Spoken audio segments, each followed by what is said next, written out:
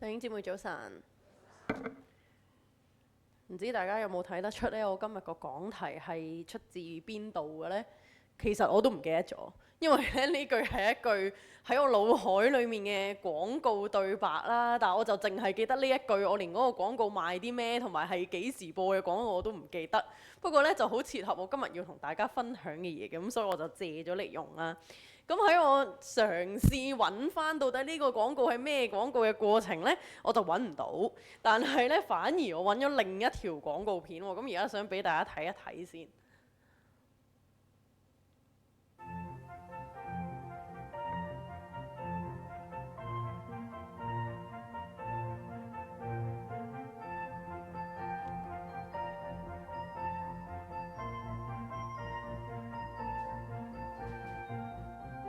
每日竟然有200萬公噸污水同工業廢水不斷污染海港，唔好以為與你無關，好快你會自食其果。好啦，咁呢，唔知大家有冇印象喺你嘅人生當中睇過啱啱呢一個嘅廣告啦？我就冇睇過嘅，大家睇啲畫風都知應該有翻咁上下嘅歷史嘅。我諗80年代嗰啲位，即係我連出世都未出咁嘅時候呢，就曾經 TVB 咧就播過呢個咁嘅廣告啦。咁佢都好直白嘅，就係即係食食下喺酒樓好開心食飯，跟住無啦啦解開條魚就係一堆污染咗嘅海水湧咗出嚟咁樣，其實都幾驚嚇嘅咁。咁唔知大家有冇發現呢？有時有一啲廣告咧，或者一啲宣傳係好中意用呢啲手法嘅，即係咧就會有擺一啲好迫切嘅危機喺大家當面前啦。咁可能咧設計呢啲廣告嗰啲人咧都會覺得啊，只要大家好形象化，有啲咩嘅危機喺面前呢，嗰個人去回應或者去行動嘅動力就會大啲啦咁樣。咁又好似啲戒煙廣告咁樣啦，大家通常都會見到嗰啲即係黑晒嘅肺啊，又或者啲皮膚黃晒啊、指甲黃晒，好恐怖嗰啲相咁樣噶嘛。咁其實我哋嘅聖經呢，都充滿好多警戒性嘅經文啦，係去教導信徒面對唔同嘅情況可以點樣回應嘅。咁但係呢啲警戒性嘅經文係咪好似頭先我哋睇到嘅影片咁樣，又或者嗰啲戒煙呼籲咁樣，用一啲恐嚇嘅方式去逼啲信徒去回應呢？我又覺得唔係㗎喎。咁所以咧，信徒點樣去理解呢一啲警戒性嘅經文，係會直接影響咗信徒點樣去回應上主嘅道嘅。有時信徒誤解咗聖經咧，係會帶嚟一啲錯誤嘅回應行動。所以我哋係一定要好認真、好仔細咁樣去研讀聖經，先至可以徹底咁明白到上主透過耶穌基督同埋佢嘅使徒，為今日嘅我哋留低一啲乜嘢重要嘅教導。就好似今日嘅福音經課，唔係福音係福音經課，路加福音21章5至19章裏面讀到，耶穌去描述咗世界會發生一啲嘅現象，係同末世終局呢啲嘅畫面有關嘅。咁適逢咧，大家都知我而家開設緊一個主日學課程啦，都係講啟示錄嘅，都係一卷咧充滿象徵啦、符號啦，同埋現代信徒唔係好睇得明嘅書卷。咁我喺課堂上面咧都有同我嘅學員提過啦。哇！我哋讀聖經嗰陣呢，睇呢一類叫做天啟文學嘅題材，我哋要好小心，因為我哋一定要喺作者嘅出發點去理解佢想表達嘅核心思想，唔好用咗自己嘅方法去解讀。咁大家都應該會知道咧，歷史上無論係初代嘅基督徒啦，定係現代嘅基督徒，都有出現過誤解經文嘅情況啦，以致佢哋都採取咗一啲錯誤嘅行動嘅。咁去到我哋今日第3段經課啦，喺帖撒羅尼迦後書裏面，保羅佢作為領受上主真理嘅使徒之一，當佢發現咗佢嘅一班信徒對上主嘅教導認知上面好似有啲偏差喎，咁佢就有責任去提醒同埋糾正佢嘅信徒，幫助佢哋要正確嘅方式去實踐信仰。所以我哋今日就會睇書信經課帖撒羅尼迦後書3章6至13節。等我哋一齊睇下，到底保羅牧養嘅呢一班帖撒羅尼迦教會嘅信徒出現咗啲咩問題，同埋保羅點樣去糾正同提醒佢哋。咁邀請大家都打翻開聖經啦，我哋一齊睇新約320頁。咁係鼓勵大家係攞起本聖經打開嗰一版嚟睇，因為我哋今日係會睇好多經文嘅，同埋咧我哋唔好習慣讀經碎片化啦。平時我哋睇 PowerPoint 咧有好多嘢咧都係會 miss 咗嘅，咁所以咧打開本聖經，我哋去理解前文後理都係好重要嘅。咁大家打開咗之後咧，其實都會見到啦，帖撒羅尼迦嘅書信咧係分開咗前書同埋後書，咁係保羅喺寫俾帖撒羅尼迦教會嘅兩封書信嚟嘅。咁今日我哋就已經睇到3章6至13節，就已經係第2封信嘅最挨尾嘅一段啦，喺祝福嘅前面。咁呢一段嘅重點係啲咩呢？大家揭開聖經係會睇到編修聖經嘅人所加嘅一個小標題嘅，佢係寫住啲咩啊？警戒懶散的人，係啦，我聽到答案啦。警戒懶散的人喎。咁我哋再揭前少少啊，大家睇316頁，咁就會見到喺第一封信，即係帖撒羅尼迦前書嘅最拉尾呢，5章14節嗰度有提到話。弟兄們，我勸你們要警戒不守規矩嘅人，勉勵灰心嘅人，扶助軟弱嘅人，對眾人要有耐心。所以早喺帖撒羅尼迦前書嘅時候呢，保羅已經提到教會裏面呢係有一啲唔守規矩嘅人、灰心嘅人同埋軟弱嘅人。咁喺呢一度呢，唔守規矩嘅人同埋我哋今日啱啱讀咗嘅經課裏面懶散的人，原來喺原文當中呢係同一個字根，有同一個意思嘅。用中文去睇唔守規矩同埋懶散好似係兩樣嘢嚟嘅喎，但係原來喺保羅嘅意思當中呢係一模一樣嘅喎。咁睇嚟呢，保羅喺第一封書信佢裏面，佢係好期望帖撒羅尼迦教會嘅信徒可以幫助到呢一班唔守規矩、懶散嘅人啦。咁睇落呢個情況應該係冇乜改善，甚至係惡化咗添嘅，以致保羅要寫第2封信嚟繼續教導佢哋。咁到底呢一班人點樣唔守規矩，又或者點樣懶散法呢？原文呢一個字啊，唔守規矩或者懶散喺希臘文係叫做 atatros 咁樣啦。呢個字係一個軍事用語嚟嘅，去形容一個士兵，即係我嘗試用呢個公仔去表達呢，就係話一個士兵唔守紀律，又或者唔按照佢嘅軍階嚟行事，又或者行下脫咗隊咁樣，咁就好似第3個咁樣無啦啦歪咗咁樣啦，又或者唔知行咗去邊咁。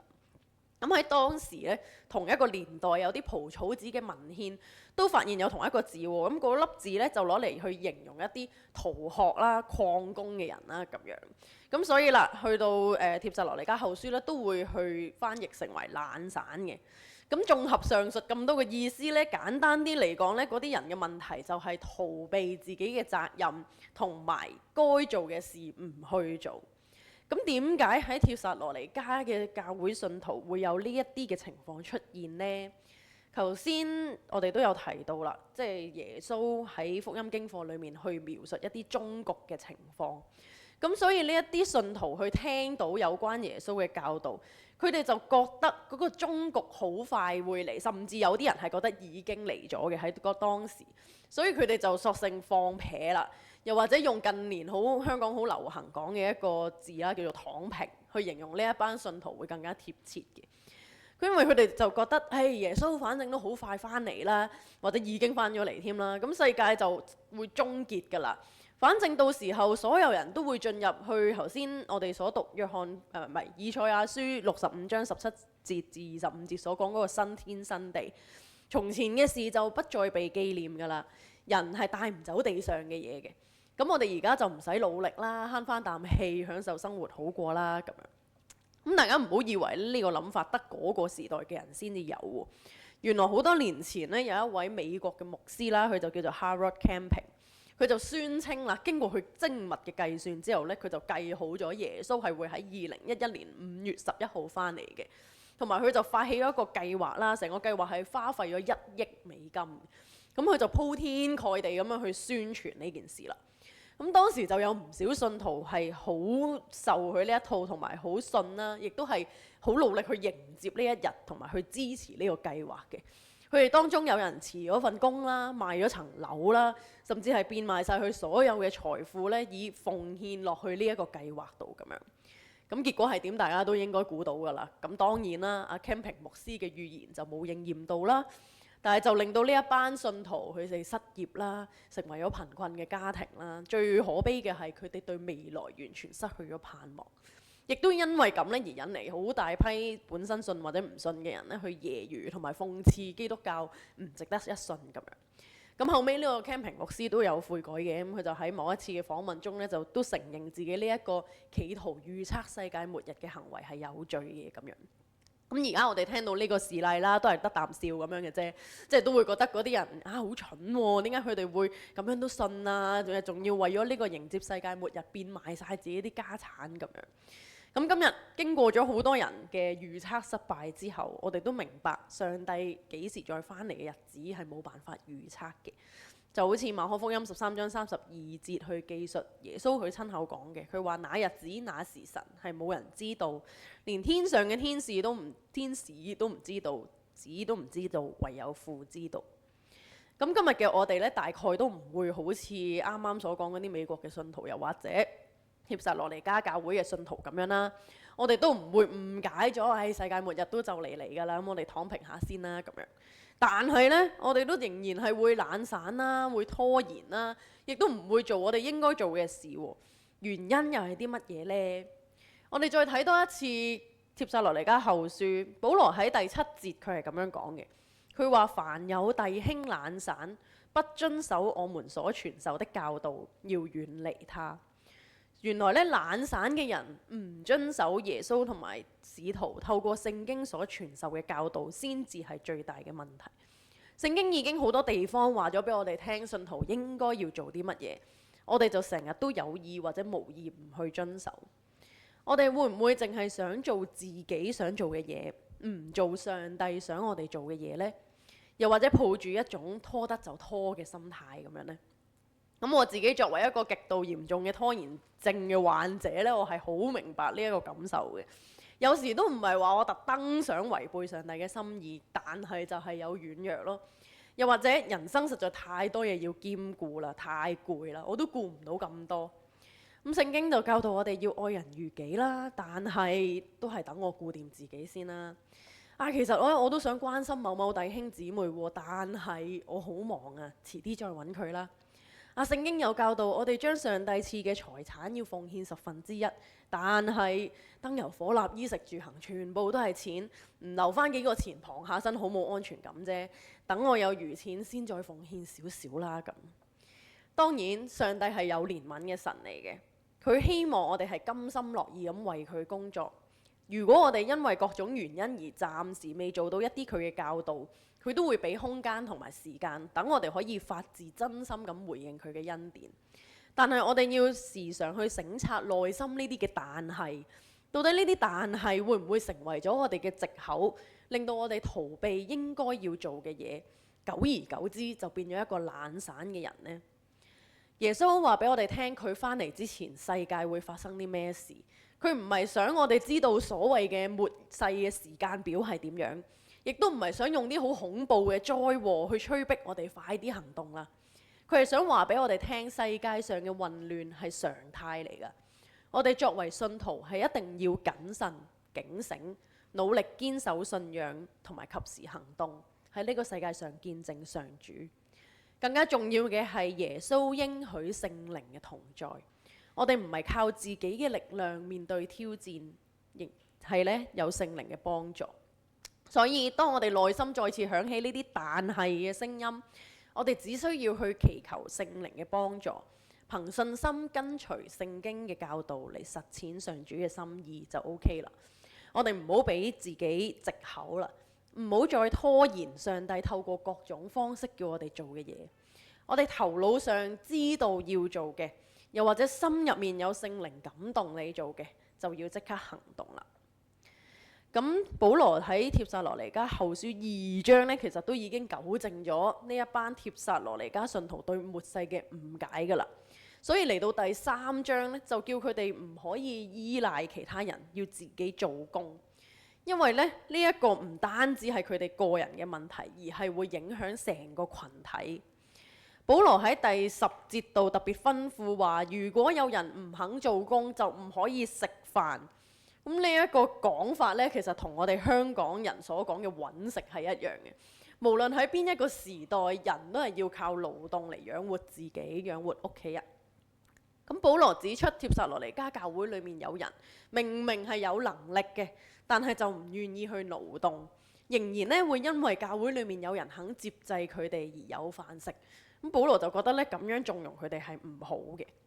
保羅呢唔係責怪嗰啲冇辦法工作嘅人啊。如果有人因為身體軟弱或者家庭需要而冇辦法工作，去接受信徒嘅援助係合理嘅。去照顧一啲有需要嘅人都係聖經嘅教導。保羅係喺度譴責嗰一啲明明有能力做但係選擇唔做嘅人，並且提醒其他有做工嘅人唔應該去縱容佢哋嘅惡行。仲喺第11節度指出就話佢哋咩工都唔去做，反倒去管閒事喎。即係話呢一班懶散嘅人呢，唔單止唔做自己應該做嘅嘢，同佢哋無關嘅事反而又走去管喎。咁呢一個情況呢，就好似耶穌時代嘅嗰班文士同法利賽人咁啦。佢哋係以嚴守律法自居啦，自認為係愛上帝、盡力遵守上帝誡命嘅虔誠人。但係佢哋呢，反而係一啲欺壓貧窮人嘅一群。佢哋唔單止冇省察自己假冒為義嘅行為，仲好管閒事，走去指責耶穌唔守安息日啊、違反律法啊等等等等，仲要三番四次係咁想套耶穌講錯嘢啦，想喺佢嘅口中捉到啲把柄，去保障翻自己嘅地位同埋權勢。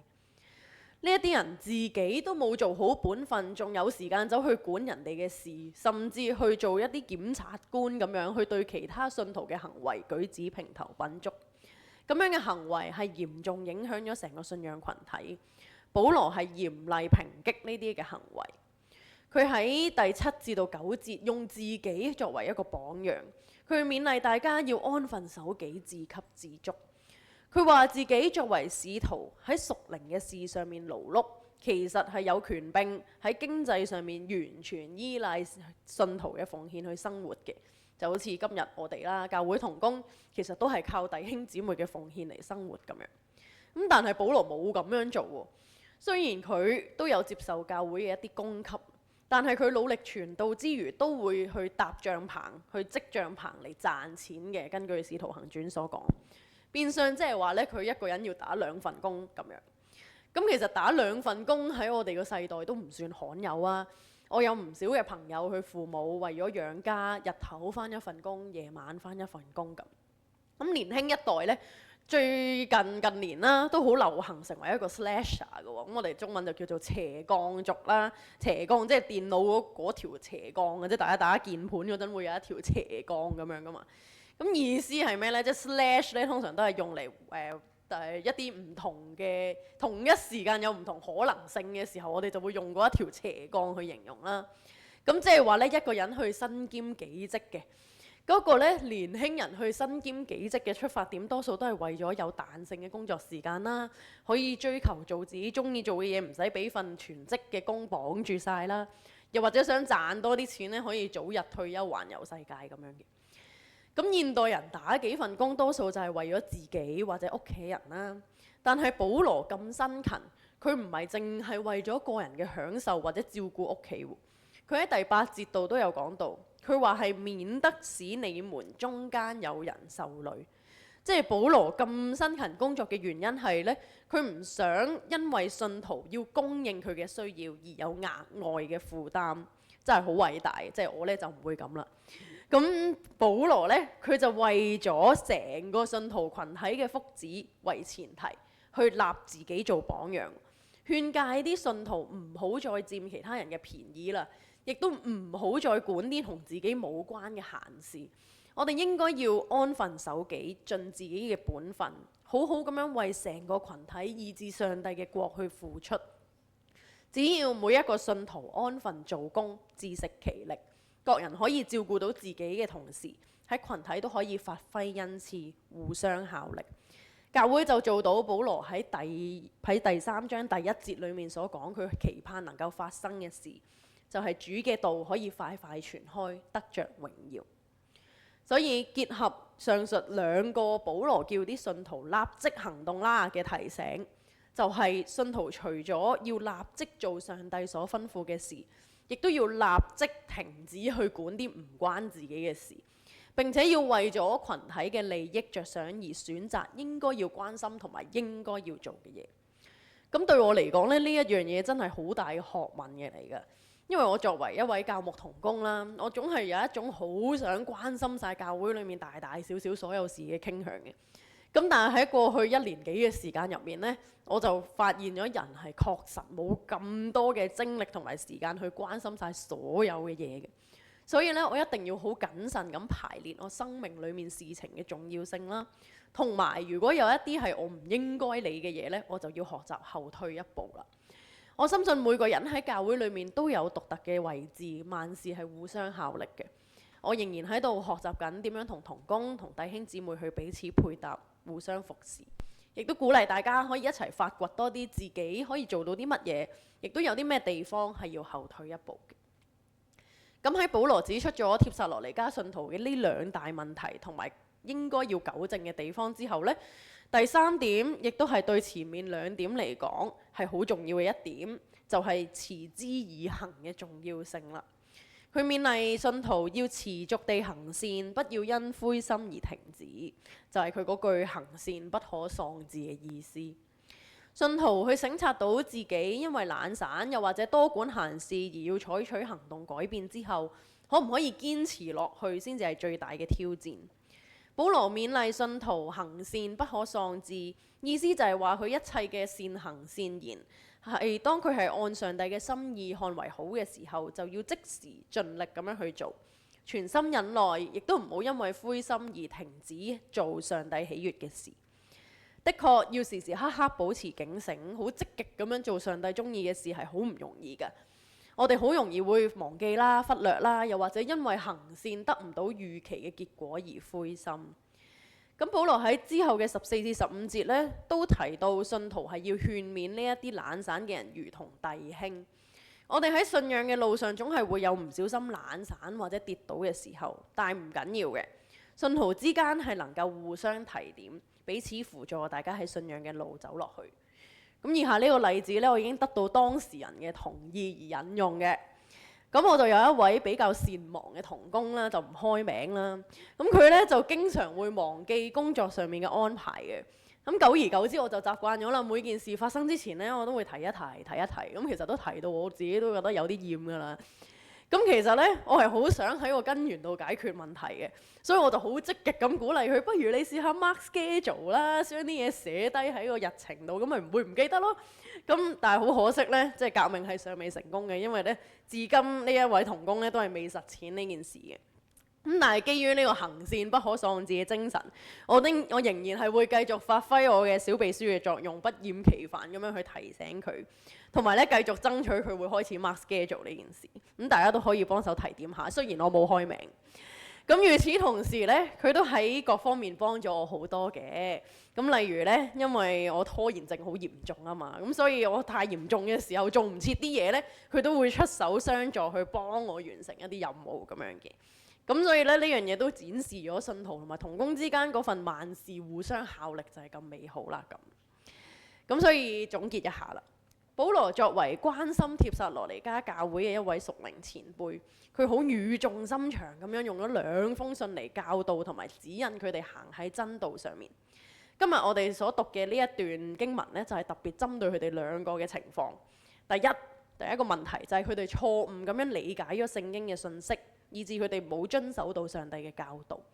保羅就糾正佢哋對於末世嘅認知應該係要點樣，同埋要求佢哋唔好再懶散啦，唔好再依賴人哋生活，要即刻為自己嘅生活負責任。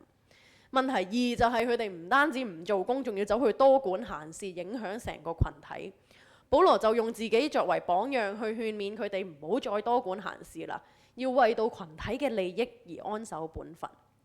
最後一點就係去提醒佢哋要持續咁樣行善，唔好因為灰心而停止。保羅唔係主張一啲冇休息嘅工作，唔係要永無止境做，因為守安息日都係聖經裡面重要嘅教導。佢只係希望我哋所行嘅善係為咗群體共同嘅福祉而做，去增強同埋造福我哋嘅教會、社區甚至世界。咁我作為筲箕灣堂嘅同工，亦都出於牧養嘅關懷，用保羅嘅信去勸勉大家，仲等立即行動啦，唔好再等啦，立即去做你能夠同埋應該要做嘅事，亦都去停止管一啲你唔應該去管嘅事，讓到我哋成個群體都因為各人盡咗自己嘅本分而互相得益，令到我哋嘅教會都可以將主嘅道快快傳開，得着榮耀，誠心所願。